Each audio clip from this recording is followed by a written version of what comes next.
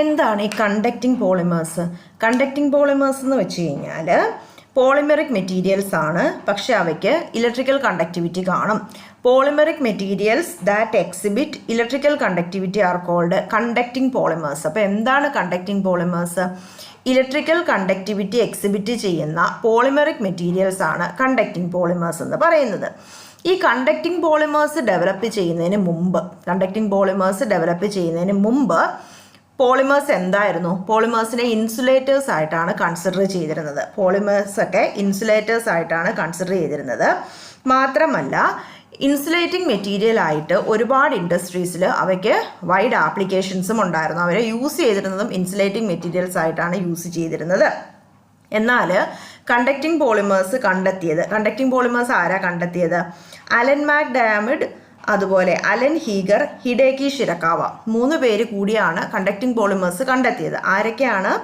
Allen MacDiarmid, Alan Heeger and Hideki Shirakawa. ഇവർ 3 പേരുമാണ് conducting polymers കണ്ടെത്തിയത്.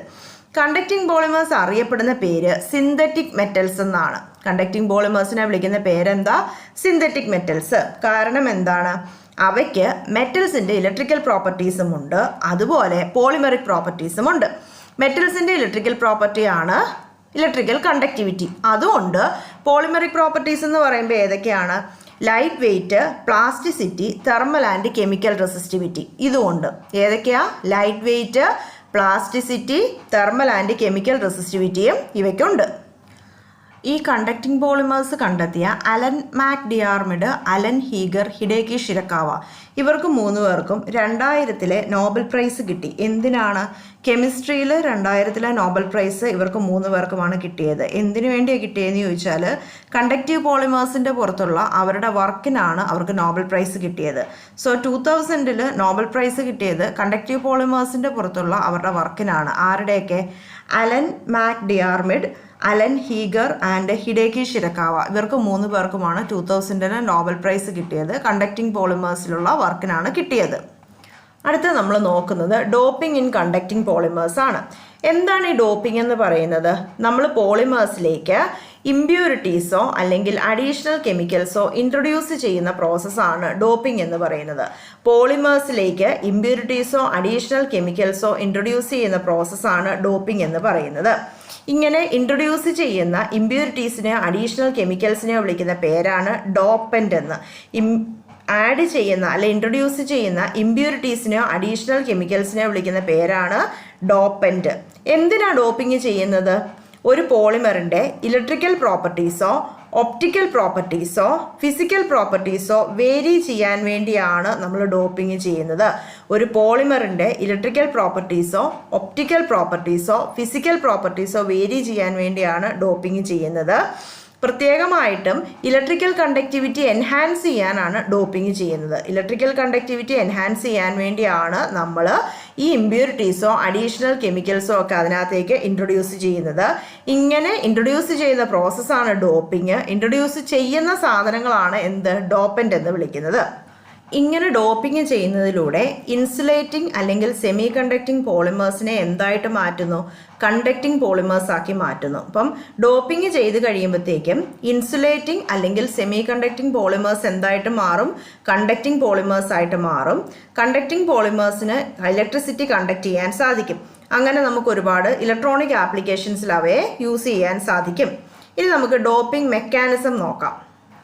Doping മെക്കാനിസത്തിൽ നമ്മൾ ആദ്യം പറയുന്നത് ഓക്സിഡേറ്റീവ് ഡോപ്പിംഗ് ആണ്. ഇപ്പോൾ ഡോപ്പിംഗ് മെക്കാനിസത്തിൽ ആദ്യം നമ്മൾ പറയുന്നത് ഓക്സിഡേറ്റീവ് ഡോപ്പിംഗ് ആണ്. ഓക്സിഡേറ്റീവ് ഡോപ്പിംഗ് അറിയപ്പെടുന്ന മറ്റൊരു പേരാണ് പി ടൈപ്പ് ഡോപ്പിംഗ്. ഓക്സിഡേറ്റീവ് ഡോപ്പിങ്ങിൻ്റെ വേറൊരു പേരാണ് പി ടൈപ്പ് ഡോപ്പിംഗ്. ഈ പി ടൈപ്പ് ഡോപ്പിങ്ങിൽ എന്താ ചെയ്യുന്നത്? ഇലക്ട്രോൺസിനെ റിമൂവ് ചെയ്യും. പോളിമറിൻ്റെ കോഞ്ചുഗേറ്റഡ് ബാക്ക് ബോണിൽ നിന്നും ഇലക്ട്രോൺസിനെ റിമൂവ് ചെയ്യും. പോളിമറിൻ്റെ കോഞ്ചുഗേറ്റഡ് ബാക്ക് ബോണിൽ നിന്നും ഇലക്ട്രോണിനെ റിമൂവ് ചെയ്ത് കഴിയുമ്പം അവിടെ ഹോൾസ് ക്രിയേറ്റ് ആവും. സോ ഓക്സിഡേറ്റീവ് ഡോപ്പിംഗ് എന്താണെന്ന് വെച്ച് കഴിഞ്ഞാൽ പി ടൈപ്പ് ഡോപ്പിംഗ് ആണ്. പി ടൈപ്പ് ഡോപ്പിങ്ങിനകത്ത് പോളിമറിൻ്റെ കോഞ്ചുഗേറ്റഡ് ബാക്ക് ബോണിൽ നിന്നും ഇലക്ട്രോണിനെ റിമൂവ് ചെയ്യും. ഇലക്ട്രോണിനെ റിമൂവ് ചെയ്യുമ്പം അവിടെ ഹോൾസ് അല്ലെങ്കിൽ പോസിറ്റീവ് ചാർജ് കാരിയേഴ്സ് ക്രിയേറ്റ് ആവും. ഈ പോസിറ്റീവ് ചാർജ് കാരിയേഴ്സ് അല്ലെങ്കിൽ ഹോൾസിന് മെറ്റീരിയലിനകത്തൂടെ മൂവ് ചെയ്യാം, അതിന് കണ്ടക്ടിവിറ്റി ഇൻക്രീസ് ചെയ്യാൻ സാധിക്കും. ഇതിനെയാണ് ഓക്സിഡേറ്റീവ് ഡോപ്പിംഗ് എന്ന് പറയുന്നത്. രണ്ടാമത്തെ ഡോപ്പിംഗ് മെക്കാനിസമാണ് റിഡക്റ്റീവ് ഡോപ്പിംഗ്. റിഡക്റ്റീവ് ഡോപ്പിംഗ് എന്ന് പറഞ്ഞാൽ എൻ ടൈപ്പ് ഡോപ്പിംഗ് ആണ്. ഇപ്പം റിഡക്റ്റീവ് ഡോപ്പിങ്ങിൻ്റെ വേറൊരു പേരാണ് എൻ ടൈപ്പ് ഡോപ്പിംഗ്. ഇവിടെ എന്താ ചെയ്യുന്നത്? ഇലക്ട്രോൺ അഡീഷൻ ആണ് ചെയ്യുന്നത്.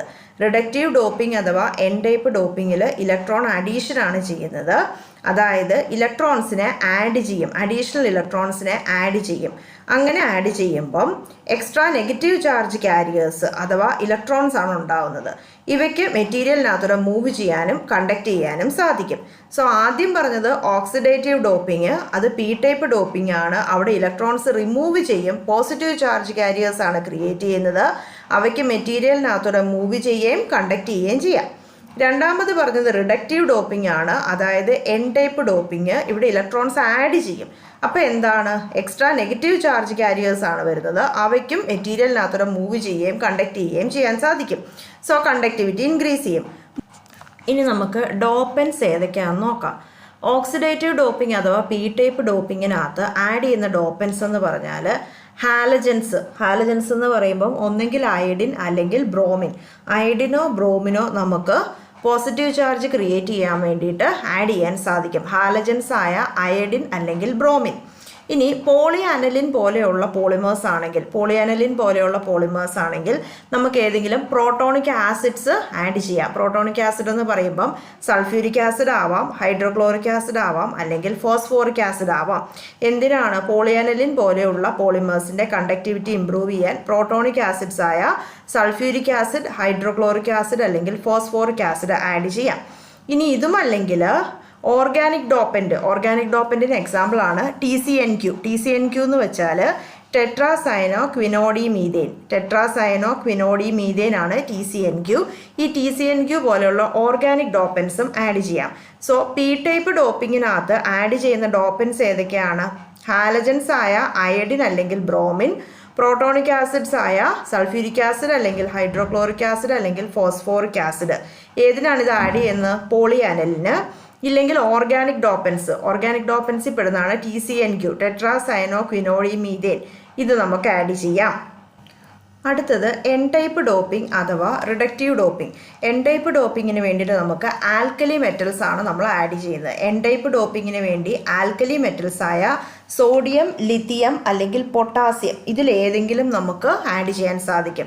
സോ എൻ ടൈപ്പ് ഡോപ്പിംഗ് അഥവാ റിഡക്റ്റീവ് ഡോപ്പിങ്ങിന് വേണ്ടി ആഡ് ചെയ്യുന്ന ഏതാണ്? സോഡിയം, ലിത്തിയം അല്ലെങ്കിൽ പൊട്ടാസ്യം ആണ് എൻ ടൈപ്പ് ഡോപ്പിംഗ് അഥവാ റിഡക്റ്റീവ് ഡോപ്പിങ്ങിന് വേണ്ടി ആഡ് ചെയ്യുന്നത്.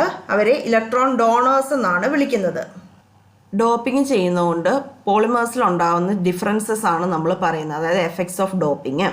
ഒന്നാമത്തെ കാര്യം എന്ന് പറഞ്ഞാൽ ഇലക്ട്രിക്കൽ കണ്ടക്ടിവിറ്റി എൻഹാൻസ് ചെയ്യും. ഡോപ്പ് ചെയ്യുന്നത് കൊണ്ട് ഇലക്ട്രിക്കൽ കണ്ടക്ടിവിറ്റി എൻഹാൻസ് ചെയ്യും. രണ്ടാമത് പറയുന്നൊരു കാര്യം ഒപ്റ്റിക്കൽ പ്രോപ്പർട്ടീസിൽ ഉണ്ടാകുന്ന മാറ്റമാണ്. ഒപ്റ്റിക്കൽ പ്രോപ്പർട്ടീസിൽ എന്തൊക്കെ മാറ്റം വരും? കളർ ചേഞ്ച് ചെയ്യാം. അതുപോലെ ബാൻഡ് ഗ്യാപ്പ് ഓൾട്ടർ ചെയ്യുന്ന വഴി ഒപ്റ്റിക്കൽ അബ്സോർപ്ഷൻ ചേഞ്ച് ചെയ്യാൻ പറ്റും.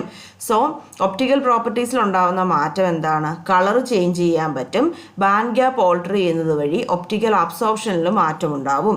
അതുകൊണ്ട് തന്നെ നമുക്ക് ഡോപ്ഡ് പോളിമേഴ്സിനെ ഇലക്ട്രോക്രോമിക് ഡിവൈസസിൽ യൂസ് ചെയ്യാൻ പറ്റും. അവിടെ എന്താ പ്രത്യേകത? They change colour on applying electric current apply ചെയ്യുമ്പം അവർ കളർ ചേഞ്ച് ചെയ്യുന്നതുകൊണ്ട് ഇലക്ട്രോക്രോമിക് ഡിവൈസസിലും നമുക്ക് യൂസ് ചെയ്യാൻ പറ്റും. ചില ഡോപ്പൻസ് പോളിമേഴ്സിൻ്റെ മോളിക്കുലാർ സ്ട്രക്ചറിൽ മാറ്റം വരുത്തുന്നുണ്ട്. അപ്പം ഡോപ്പൻസ് നമ്മൾ ആഡ് ചെയ്യുമ്പോൾ പോളിമേഴ്സിൻ്റെ മോളിക്കുലാർ സ്ട്രക്ചറിൽ ചിലപ്പോൾ മാറ്റം വരാറുണ്ട്. അതുപോലെ തന്നെ മെക്കാനിക്കൽ ഫ്ലെക്സിബിലിറ്റിയിലും മാറ്റം വരുത്താറുണ്ട്. അപ്പം നമ്മൾ പറയുന്നത് സ്ട്രക്ചറൽ ആൻഡ് മെക്കാനിക്കൽ ചേഞ്ചസ് ആണ്. ഡോപ്പൻസ് ആഡ് ചെയ്യുമ്പോൾ ചിലപ്പോൾ മോളിക്കുലാർ സ്ട്രക്ചറിൽ മാറ്റം വരുന്നുണ്ട്, ചിലപ്പോൾ മെക്കാനിക്കൽ ഫ്ലെക്സിബിലിറ്റിയിലും മാറ്റം വരുന്നുണ്ട്. ഡോപ്പിംഗ് കാരണം മെറ്റീരിയൽസിൻ്റെ ചാർജ് ട്രാൻസ്പോർട്ട് മെക്കാനിസത്തിൽ മാറ്റം വരുന്നുണ്ട്. സോ അപ്പോൾ ഡോപ്പിങ്ങിൻ്റെ എഫക്റ്റുകൾ ചോദിച്ചു കഴിഞ്ഞാൽ ഇലക്ട്രിക്കൽ കണ്ടക്ടിവിറ്റിയിൽ മാറ്റമുണ്ട്, ഒപ്റ്റിക്കൽ പ്രോപ്പർട്ടീസിൽ കളറിലും ഒപ്റ്റിക്കൽ അബ്സോർഷനിലും മാറ്റമുണ്ട്, structural and mechanical changes molecular സ്ട്രക്ചറിലും മാറ്റമുണ്ട്, മെക്കാനിക്കൽ ഫ്ലെക്സിബിലിറ്റിയിലും മാറ്റമുണ്ട്, ചാർജ് ട്രാൻസ്പോർട്ട് മെക്കാനിസത്തിലും ചേഞ്ചസ് വരുന്നുണ്ട്. ഇത്രയുമാണ് എഫക്ട്സ് ഓഫ് ഡോപ്പിംഗ് എന്ന് പറയുന്നത്. Applications of doped conducting polymers ആണ് നമ്മൾ പറയുന്നത്. ഈ ആപ്ലിക്കേഷൻസ് ഓഫ് ഡോപ്ഡ് കണ്ടക്റ്റിംഗ് പോളിമേഴ്സിനകത്ത് ഫസ്റ്റ് നമ്മൾ പറയുന്നത് ചില ഡിവൈസസ് ആണ്. Organic light emitting diode OLED, അതുപോലെ organic photovoltaic cell, organic field effect transistors, ഇതിലൊക്കെ നമ്മൾ യൂസ് ചെയ്യുന്നത് കണ്ടക്റ്റിംഗ് പോളിമേഴ്സ് ആണ്. Organic light emitting diode, organic photovoltaic cell, organic FET, ഇതിലൊക്കെ നമ്മൾ യൂസ് ചെയ്യുന്നത് എന്താ? കണ്ടക്റ്റിംഗ് പോളിമേഴ്സ് ആണ്. എൻഹാൻസ്ഡ് കണ്ടക്ടിവിറ്റി ഉള്ള പോളിമേഴ്സാണ് നമ്മളവിടെ യൂസ് ചെയ്യുന്നത്. രണ്ടാമത് നമ്മൾ പറയുന്നത് പോളി അനലിനും പോളി പൈറോളും പോലെയുള്ള കണ്ടക്റ്റിംഗ് പോളിമേഴ്സ് എനർജി സ്റ്റോറേജ് ഡിവൈസസിന് വേണ്ടി നമ്മൾ യൂസ് ചെയ്യുന്നുണ്ട്. ഏതൊക്കെയാണ്? പോളി അനലിനും പോളി പൈറോളും പോലെയുള്ള കണ്ടക്റ്റിംഗ് പോളിമേഴ്സ് ആണ് എനർജി സ്റ്റോറേജ് ഡിവൈസസിനായിട്ട് യൂസ് ചെയ്യുന്നത്. എനർജി സ്റ്റോറേജ് ഡിവൈസസ് എന്ന് പറയുമ്പം ബാറ്ററീസ്, സൂപ്പർ കപ്പാസിറ്റേഴ്സ്, ഇതൊക്കെയാണ് പറയുന്നത്. മൂന്നാമത്തെ ആപ്ലിക്കേഷൻ എന്ന് പറഞ്ഞാൽ കെമിക്കൽ ആൻഡ് ബയോ സെൻസേഴ്സ് ആണ്. കെമിക്കൽ സെൻസേഴ്സിനകത്ത് നമ്മൾ കണ്ടക്റ്റിംഗ് പോളിമേഴ്സ് യൂസ് ചെയ്യുന്നുണ്ട്. അതുപോലെ ഇലക്ട്രോക്രോമിക് ഡിവൈസസ്, നമ്മൾ നേരത്തെ തന്നെ പറഞ്ഞു, ഇലക്ട്രിസിറ്റി അപ്ലൈ ചെയ്യുമ്പം കളർ ചേഞ്ച് ചെയ്യുന്ന ഡിവൈസസ്, ഇലക്ട്രോക്രോമിക് ഡിവൈസസ്, ഓപ്റ്റിക്കൽ പ്രോപ്പർട്ടീസിലുള്ള ചേഞ്ചാണ് നമ്മളവിടെ യൂസ് ചെയ്യുന്നത്. അപ്പം ഇലക്ട്രോക്രോമിക് ഡിവൈസസ്, സ്മാർട്ട് വിൻഡോസിനൊക്കെ നമ്മൾ യൂസ് ചെയ്യുന്നുണ്ട്. ഇത്രയുമാണ് ആപ്ലിക്കേഷൻസ് ഓഫ് കണ്ടക്റ്റിംഗ് പോളിമേഴ്സ് എന്ന് പറയുന്നത്. നെക്സ്റ്റ് ക്ലാസ്സിൽ നമുക്ക് പോളി അസറ്റിലിനും പോളി അനലിനും നോക്കാം. Thank you.